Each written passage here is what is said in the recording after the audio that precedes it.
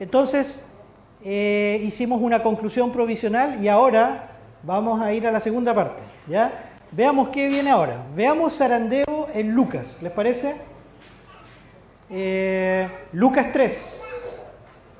Yo les voy a pedir, para hacer más dinámica todo esto, que ustedes me ayuden a leer. Yo les digo ya los versículos, y lo que antes de leer estos textos yo les voy a decir es lo siguiente. Y se los dije también. Ese texto de Amós 9:9 es único en la Biblia. No aparece en ninguna parte, en ninguna, una idea igual. Pero por otro lado, y yo no sé si se van a acordar de esto que les voy a decir porque es importante, no lo anoté acá, pero por otro lado, la Biblia hace algunas cosas sorprendentes. Y en esto debo reconocer, aunque voy a quedar grabado, que a veces nosotros los teólogos, los profesionales de la teología, no entendemos esto, lamentablemente. Pero voy a dejar hasta ahí mi crítica.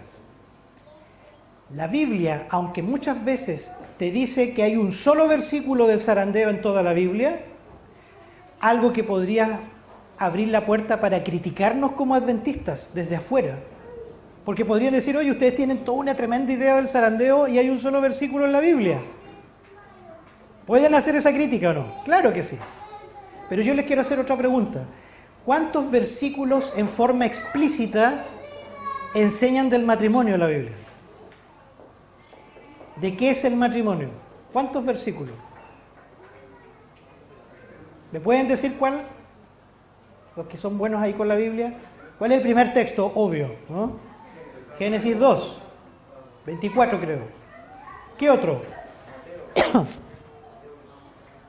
Mateo, pero cuando habla en un contexto de un divorcio, ¿no? De un nuevo casamiento.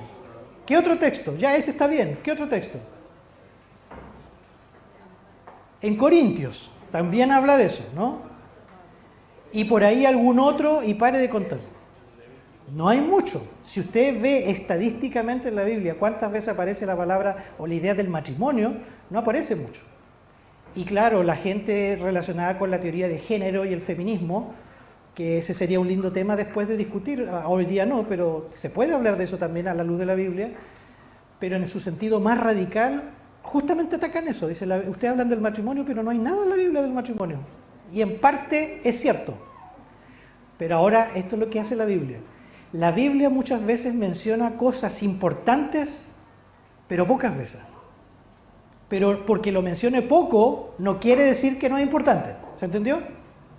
Y les puedo seguir dando otros ejemplos, pero solo para que entendamos que la idea de que solo aparece allí en Amós 9:9, la idea del zarandeo, eso no nos autoriza a nosotros decir, entonces no está en toda la Biblia.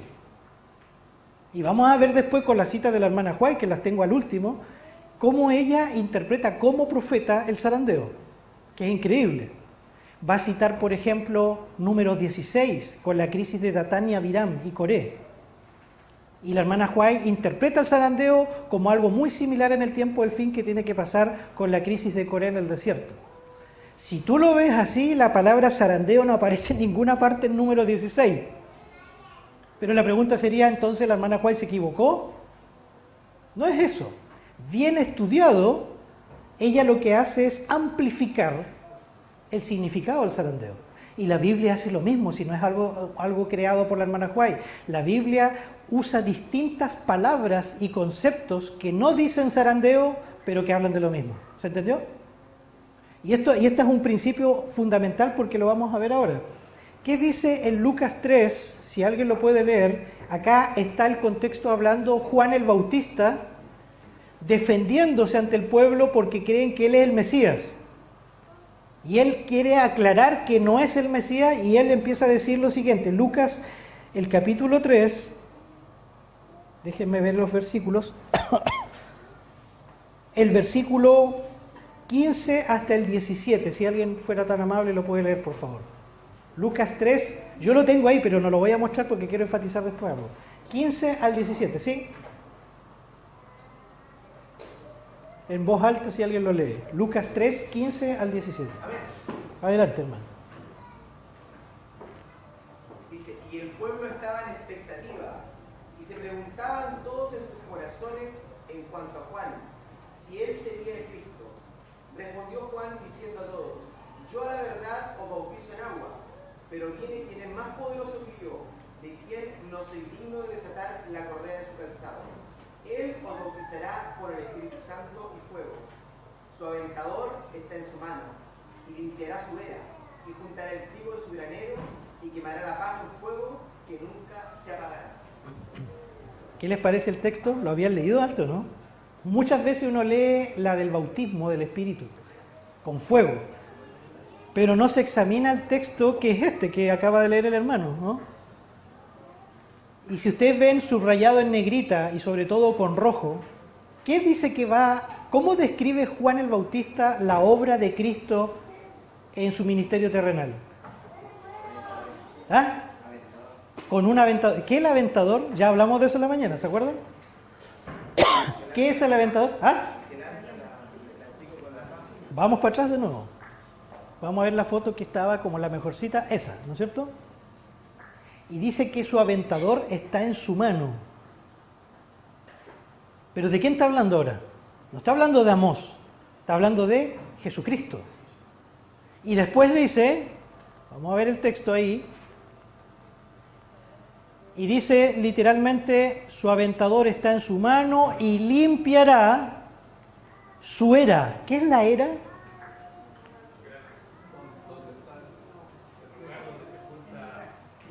Usted, hermano agricultor, ¿qué es la era? ¿Ya?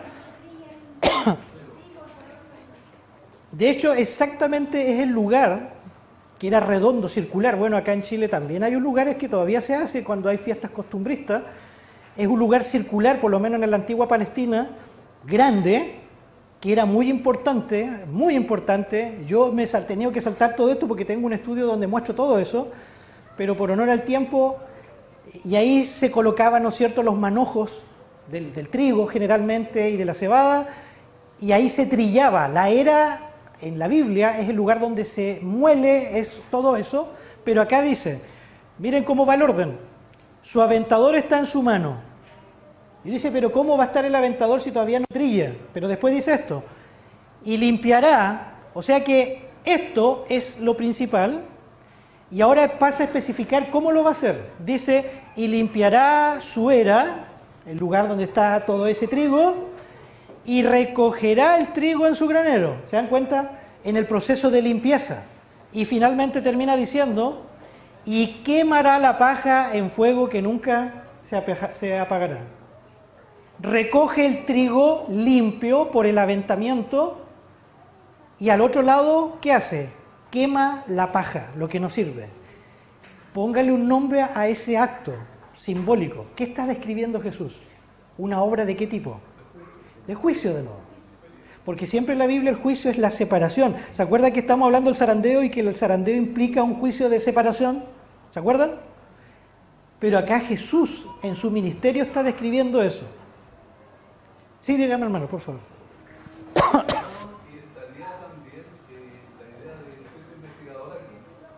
No.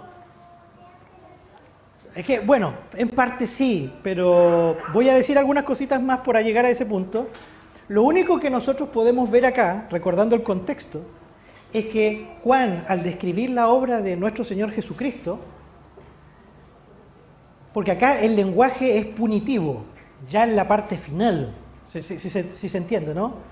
Vamos a separar a uno y los otros se queman. No está todavía la idea de investigar, pero vamos a ver que en las parábolas sí, que es lo que voy a mostrar a continuación, ¿sí? Miren, por ejemplo, cuando nosotros hablamos del uso de la agricultura en las parábolas de Jesús, causa que les adelanté en la mañana, veamos cuántas parábolas hay, ¿no? Más o menos, de la agricultura. Está la parábola del sembrador, la semilla de mostaza, trigo y cizaña, la higuera, la oveja perdida, que tiene que ver con la ganadería, ¿no? Los trabajadores de la viña, la levadura, etcétera. Yo puse algunas nomás. Porque lo que está haciendo Jesús es lo mismo que hacían los profetas. Es exactamente lo mismo. Y acá yo quiero leer algo que está sacado de este libro, de flojo nomás, hermanos, discúlpenme, no puse la cita, ¿ya? Porque tengo el libro acá, ¿ya? Este es el librito. Después les puedo dar la referencia. A mí me costó mucho encontrar este libro y comprarlo, porque es un libro antiguo del año 80. Pero este libro dice lo siguiente. Quiero leerles una cita que dice lo siguiente.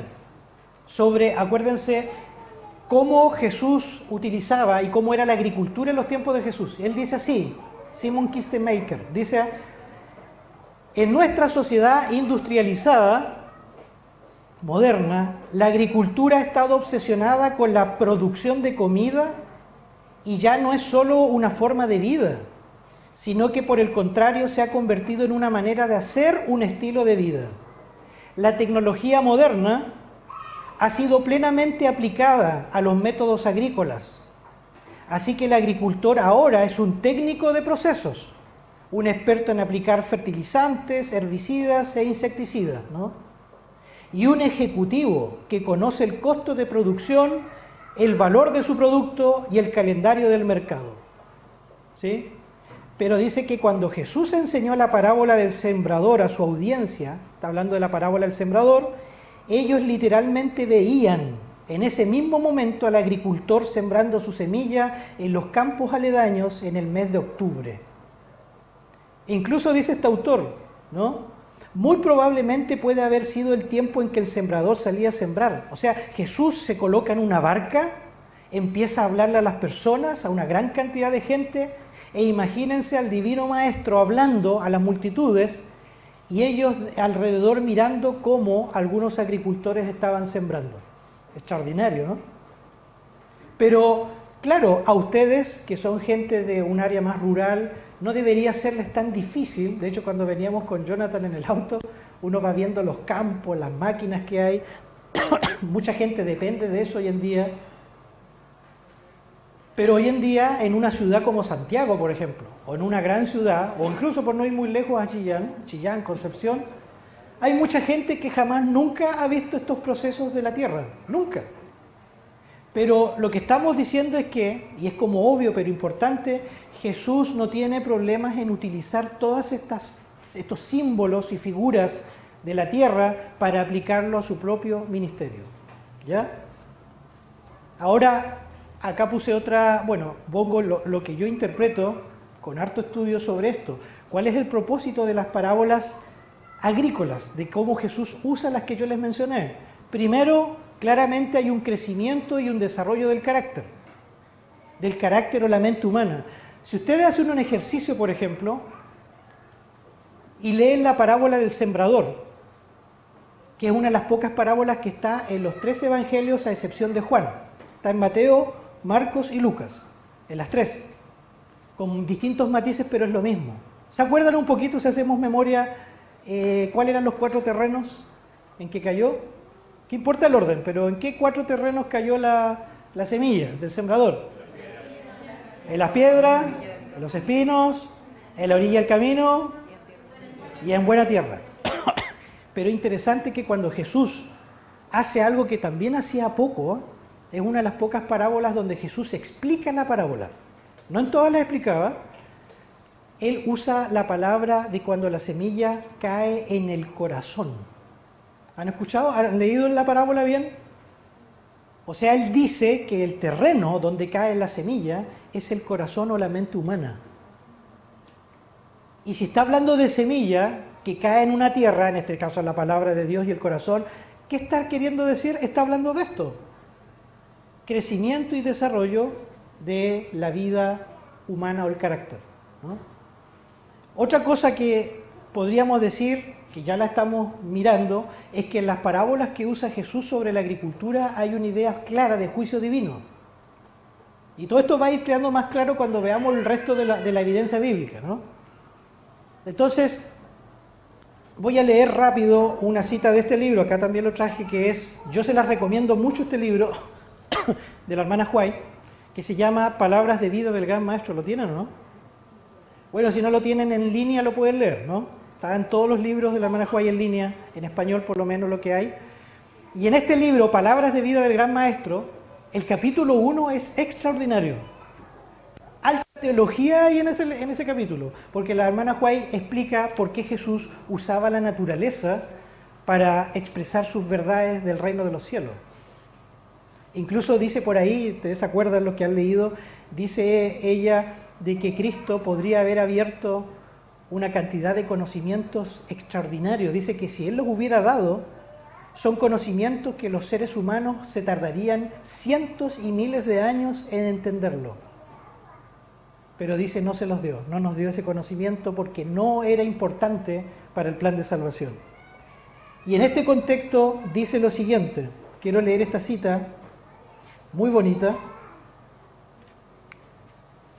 Tengo varias acá que me tiento en leer, pero voy a leer esta mejor. En estas directas lecciones de la naturaleza hay una sencillez y una pureza que las hace del más elevado valor.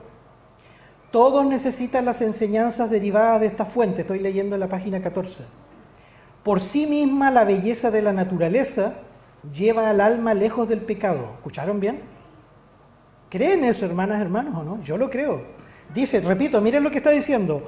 Por sí misma, solo por ser la naturaleza y el campo, dice acá, la belleza de la naturaleza lleva al alma lejos del pecado. Increíble. Y las atracciones mundanales y la guía hacia la pureza, la paz y a Dios. Por eso Dios siempre ha tenido ese plan de que vivamos lejos de las ciudades, ¿no?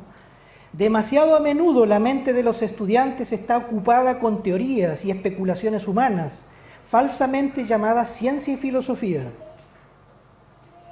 Necesitan ser puestos en íntimo contacto con la naturaleza para aprender que la creación y el cristianismo tienen un solo Dios, para ser enseñados al ver la armonía de lo natural con lo espiritual, para que todo lo que vean sus ojos y toquen sus manos pueda convertirse en una lección para la edificación del carácter. Así se fortalecerán las facultades mentales, se desarrollará el carácter y se ennoblecerá la vida toda. ¿Cuántas veces la hermana White repite la palabra carácter? El carácter, para los que les gusta estudiar un poco más sofisticadamente esto, el carácter es el concepto antropológico clave de la obra de la hermana White. El concepto central. Todo lo que dice, desde el cielo, desde la tierra, desde las profecías, desde la vida de Cristo, siempre llega al mismo punto, el carácter, el carácter, el carácter. Y dice, ¿por qué repite tanto el carácter? ¿Se acuerdan de la famosa cita? Porque de todas las cosas que tengamos en este mundo, la única, dice, que vamos a llevar al cielo es el carácter. Así que si eso es importante, hay que trabajarlo. Y eso estamos viendo acá a la luz de la Biblia. Echemos una mirada al zarandeo en Apocalipsis, ¿están preparados, no? Para empezar así ya a subirle el voltaje al tema. Y todo esto va a ir resonando porque son temas que ya hemos visto desde Amós en adelante. Bueno, acá yo puse bien chiquitito y vamos a leer Apocalipsis 3. ¿Se acuerdan que yo les leí al principio de la cita donde la hermana White dice y aplica la palabra zarandeo a Apocalipsis 3? ¿Se acuerdan? Que comenzamos, los que estuvieron al principio en el sermón de la mañana, el tema. Y en Apocalipsis 3, quisiera, si por favor alguien lo lee con paciencia, ¿no es cierto? Versículo 14 hasta el 22. Y vamos a sacar algo bien interesante acá. ¿Qué dice el mensaje a la iglesia de la Odisea? Que es importante, esto nos podría haber dado para un seminario entero también, para analizar palabra por palabra, pero yo voy a hacer un breve análisis desde el zarandeo. ¿Alguien lo tiene? ¿Se atreve a leerlo ahí? Sí, hermana, por favor, desde el 14 hasta el final. Y escribe el ángel de la iglesia de los laodicenses. Estas cosas dice el amén, el testigo fiel y verdadero, el principio de la creación de Dios. Yo conozco tus obras, que ni eres frío ni caliente. Quisiera que fueras frío o caliente, mas porque eres tibio y no frío ni caliente, te vomitaré de mi boca. Porque tú dices, yo soy rico y estoy enriquecido y no tengo necesidad de nada, y no conoce que tú eres un desventurado y miserable, tu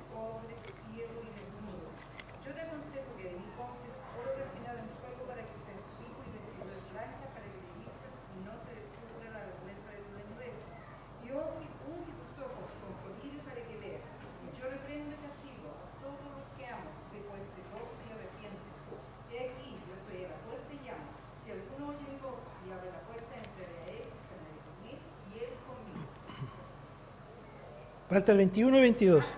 Perdón, hermanita. Al que venciere yo le daré que se siente conmigo en mi trono, así como también yo he vencido y me he sentado con mi Padre en su trono. El que tiene oído oiga lo que el Espíritu dice. Muchas gracias, hermana. Uy, si uno analizara ese texto es tremendo. Y no estoy exagerando. Mire, le doy un tips, como se dice, porque no me aguanto, como soy profesor. Yo siempre estoy enseñando y le doy alguna tareita para los alumnos.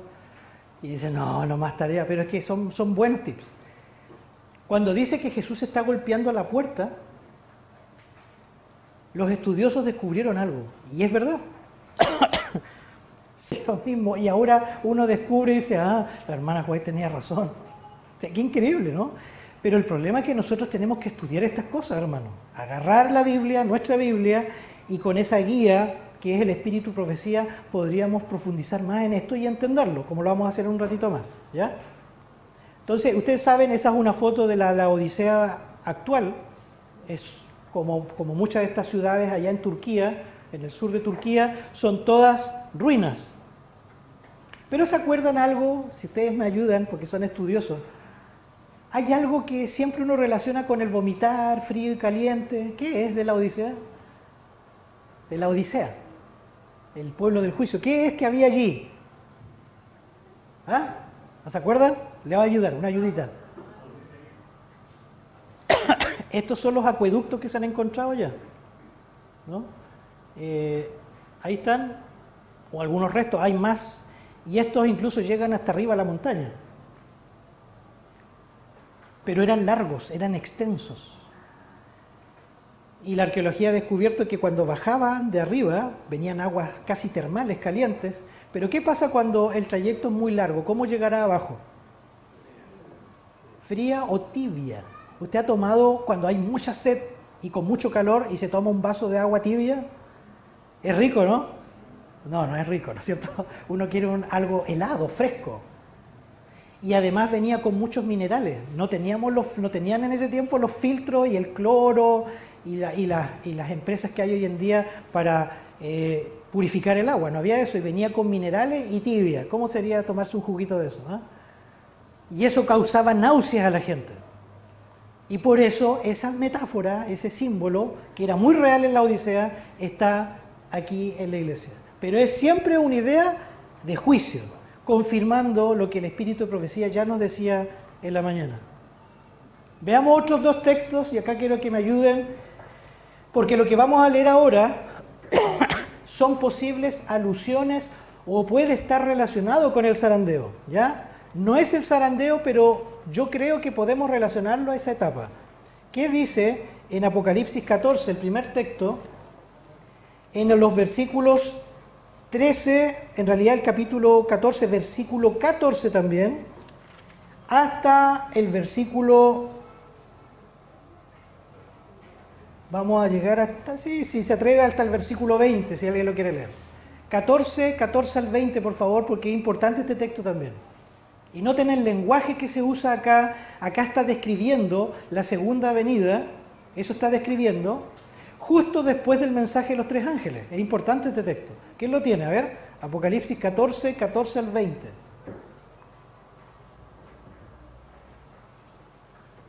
Sí, hermano, por favor. Dice, entonces miré y vi una nube blanca, y sobre la nube a uno sentado semejante al Hijo del Hombre, con una corona de oro en su cabeza, y en su mano una hoz aguda. Y del santuario salió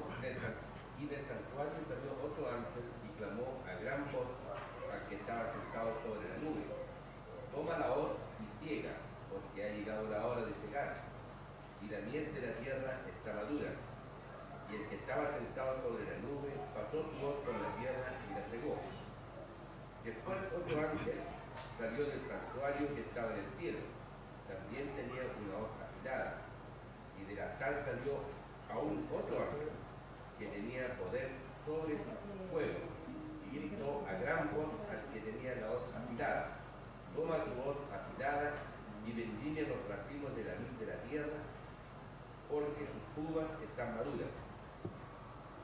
Y el ángel pasó su hoz afilada por la tierra, vendimió la viña de la tierra y echó la uva en el gran lagar de la ira de Dios.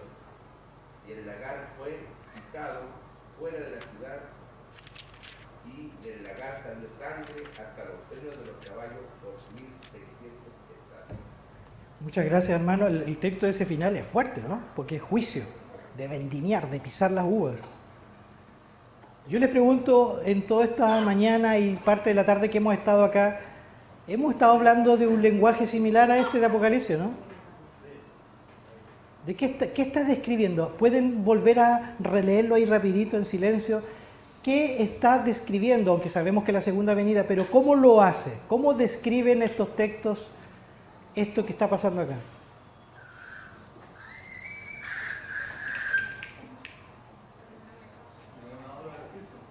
Ya, pero ¿cómo lo hace? ¿El cómo?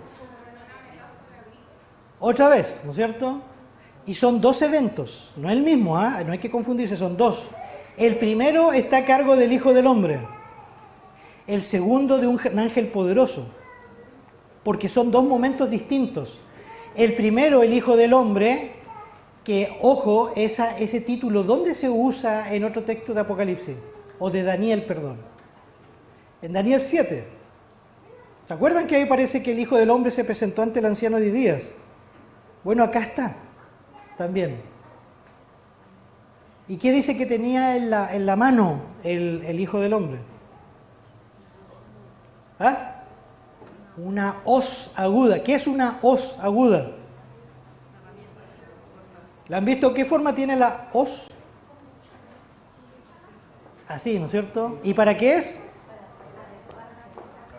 Y es para cegar. ¿Y qué dice el texto? ¿Por qué hay que cegar? Mete tu hoz y ciega. ¿Por qué? La mies está madura. A ver, ustedes que ya saben algunas cosas y vimos las parábolas del Señor Jesús también. Cuando dice la mies está madura, ¿qué simbolizará eso en la mente o en la vida humana?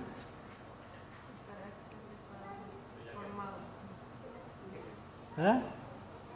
El carácter está maduro, ya no va a cambiar. ¿Eso es o no? Claro que sí. Y después dice que el otro ángel, ¿qué es lo que hace? Ese está encargado de hacer otra cosa, ¿no? Con las uvas y todo ese lenguaje fuerte que aparece allí. Dos grupos. ¿Cuál es la idea entonces en este texto? Otra vez. Allá, acá. ¿Eso se llama? ¿Cómo se llama eso? Juicio. Otra vez dice uno, en el corazón del libro de Apocalipsis aparece la idea de juicio. ¿Por qué? Porque esto, y acá cierro esta idea de Apocalipsis, porque con Apocalipsis, usted sabe, podemos estar mucho tiempo. Leamos lo que dice Apocalipsis 21 y vamos a ir interpretando algunas cosas. ¿Quién otra persona puede leer? Este es más cortito, Apocalipsis 22, 22, versículos 10 y 11. Noten que estos pasajes están al final del libro de Apocalipsis, son los que cierran el libro de Apocalipsis. ¿Qué dice? A ver. Apocalipsis 22, 10 y 11. ¿Sí? Dice, y me dijo, no selle las palabras de la profecía de este libro, porque el tiempo está cerca.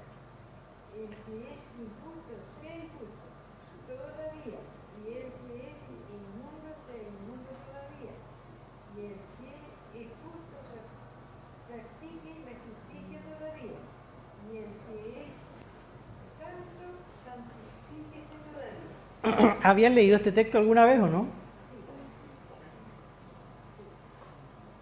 Este es uno de los textos más extraordinarios que hay. Miren, piensen ustedes lo siguiente. El texto dije que está al final del libro de Apocalipsis, ¿no es cierto? Sí.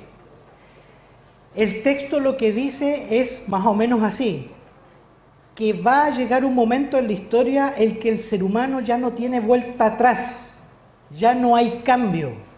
Si eres justo, sigue así. Si eres impuro, sigue así. Y lo repite. Y otra vez hay dos grupos. Saben que Elena de White, cuando interpreta este texto, y después yo lo he confirmado en estudiosos no adventistas, este texto, ¿sabe dónde lo interpreta? Como el fin del tiempo de gracia. Este texto.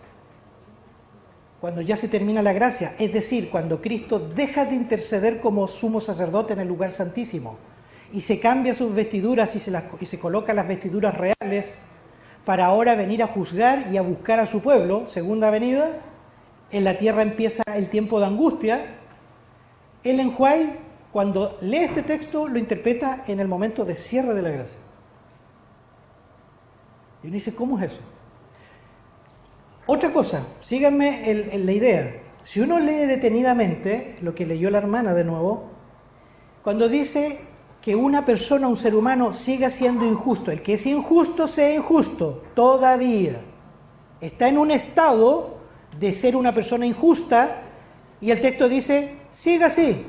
Después añade y dice, y el que es inmundo, ¿qué dice? Siga siendo inmundo todavía.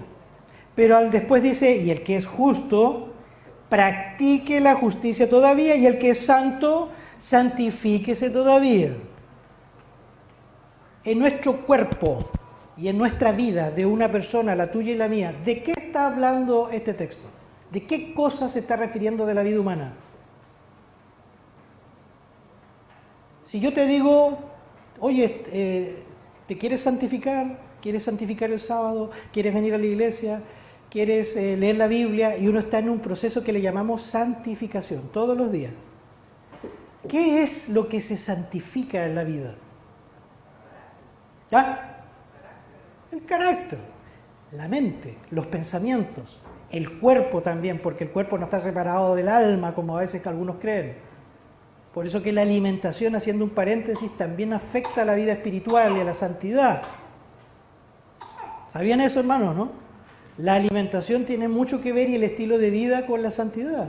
Si no, léase Levítico 11, que es lo que siempre uno debe leer. Sale la separación entre animales puros e impuros, pero el texto termina hablando de que entonces sigan estas regulaciones porque así como yo soy santo, ustedes tienen que ser santos. Y uno se pregunta, ¿qué tiene que ver el comer cerdo o no comer y todos estos animales con la santidad? ¿Qué tiene que ver la alimentación con la santidad? A la luz de ese texto que está en Levítico, el gran manual del santuario, te está enseñando que aún la forma en que tú vives y comes agrega o no al proceso de tu santidad. Ojo, no estoy diciendo que mientras más puro seas en comer y más vegano, entonces eres más salvo. No estoy diciendo eso. La salvación siempre es por gracia. Pero la salvación tiene dos ángulos: justificación y santificación. El perdón de los pecados y el mantenerse cada día en ese perdón y creciendo en la gracia cristiana. Este texto de Apocalipsis habla precisamente de eso. Y si habla de juicio, esto lo que aporta al zarandeo es lo siguiente. Y ahora hacemos la pausa para que no se me queden dormidos. A ver si lo puse acá, déjenme ver. No, después voy a hablar de esto. En la segunda y última parte vamos a meternos a lo que dice la hermana White. Lo que estamos diciendo con Apocalipsis, a pesar de que solo uno a veces se sitúa en Apocalipsis 3, en el mensaje a la Odisea, es que ya desde ese último pasaje, y Apocalipsis 14 y Apocalipsis 22, la noción de juicio es que ha comenzado un proceso de separación de dos grupos humanos, pero Dios está particularmente preocupado de su pueblo, como siempre ha sido en la Biblia. En otras palabras, y ustedes saben eso que en Apocalipsis aparece muy prominentemente la idea del remanente, también aparece, ¿no?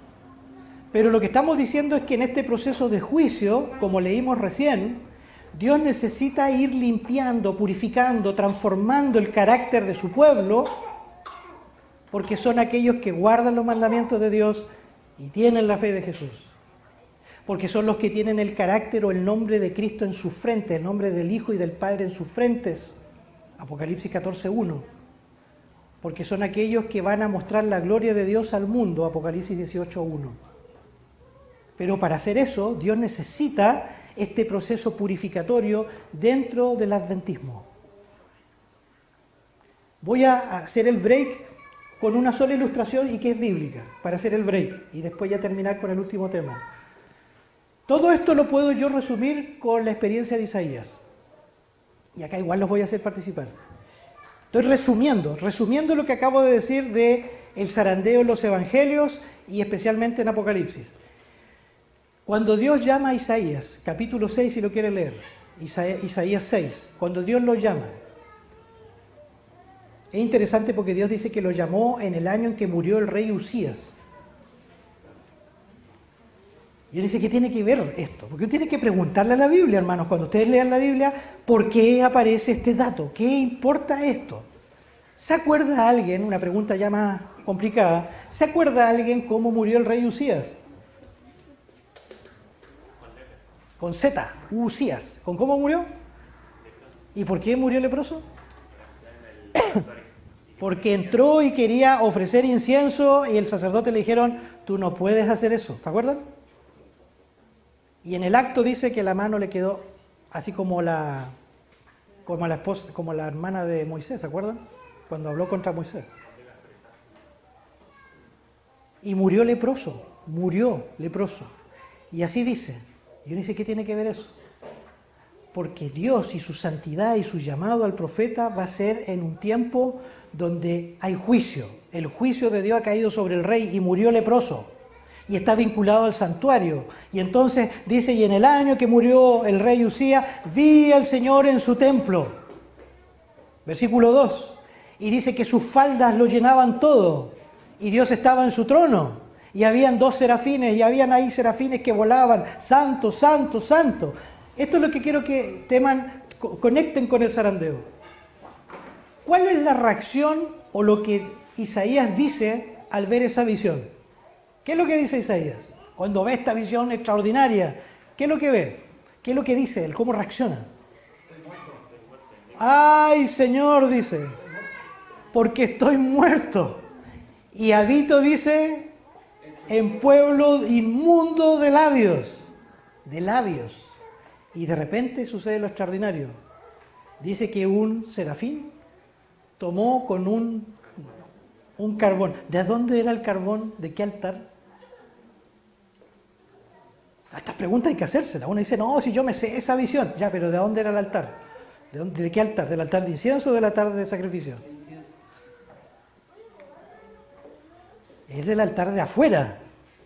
Un profeta, por más profeta que sea, nunca va a entrar al lugar donde ya te está diciendo que Usías murió por haberse metido donde no tenía que entrar.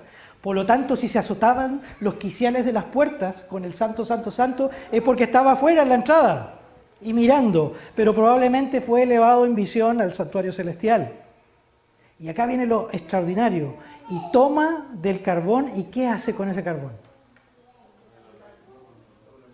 ¿Qué había dicho Isaías de su pueblo? Que yo soy hombre de labios inmundos y habito en pueblo así. Entonces dice eso. ¿Y quién me puede leer lo que dice después que toca a Isaías? ¿Qué dice? Tocando con él sobre mi boca dijo, he aquí que esto tocó tus labios, y he quitado tu culpa, y limpio tu pecado. ¿Qué les parece? Cuando el profeta es limpio del pecado y de su inmundicia, ahora puede hablar en nombre de Dios. Ahora puede ser portavoz de Dios. Yo voy a decir otra aplicación. Cuando nosotros, como pueblo adventista, seamos de labios puros, seamos limpios por el Señor cada día, seamos santificados, vamos a dar el mensaje de los 3 ángeles. Pero mientras eso no pasa, no vamos a avanzar.